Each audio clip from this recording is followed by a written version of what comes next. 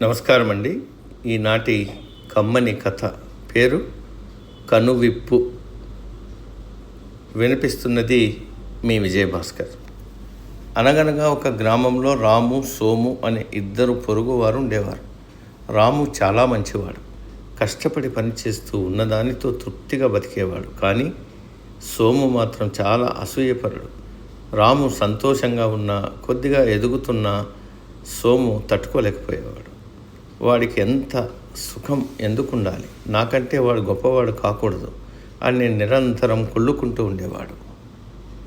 సోము పడుతున్న బాధను చూసి ఒకరోజు అతనికి ఒక దేవత ప్రత్యక్షమైంది.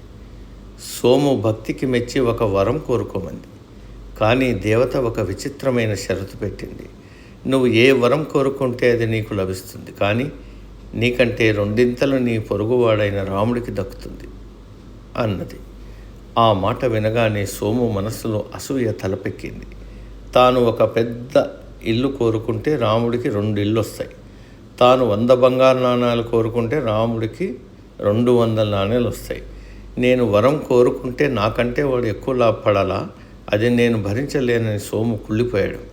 వరం చేతిలో ఉన్న సంతోషపడలేకపోయాడు. ఆలోచించగా అసూయతో సోము బుద్ధి పూర్తిగా నశించింది.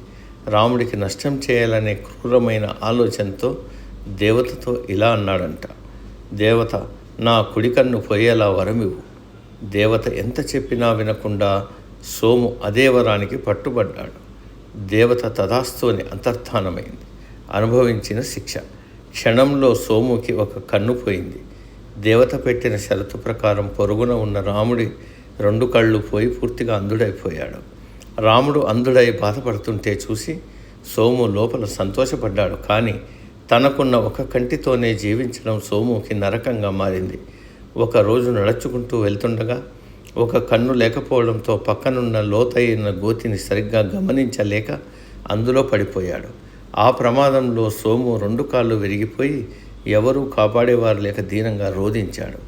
కానీ రాముడు మంచివాడు కావడం వల్ల ఊరి జనమంతా అతనికి సహాయం చేశారు. సోము మాత్రం తన అసూయ వల్ల ఒక కన్ను కోల్పోయి కాళ్ళు ఎరగొట్టుకొని జీవితాంతం నరకం అనుభవించాడు. ఈ కథ ద్వారా మనం ఏం తెలుసుకుంటున్నాం? స్వయంకృత అపరాధం. అసూయ అనేది ఇతరుల కంటే ముందు మనల్ని మనమే నాశనం చేసుకునేలా చేస్తుంది. ఎదుటివారి సంతోషాన్ని చూసి ఏడవటం మొదలు పెడితే మన జీవితంలో సంతోషం అనేది లేకుండా పోతుంది. అసూయ బుద్ధిని అంధకారం చేస్తుంది. అది మంచి చెడులను విచారించే శక్తిని కూడా దూరం చేస్తుంది. సమాప్తం. సర్వే జన సుఖినో భవంతు.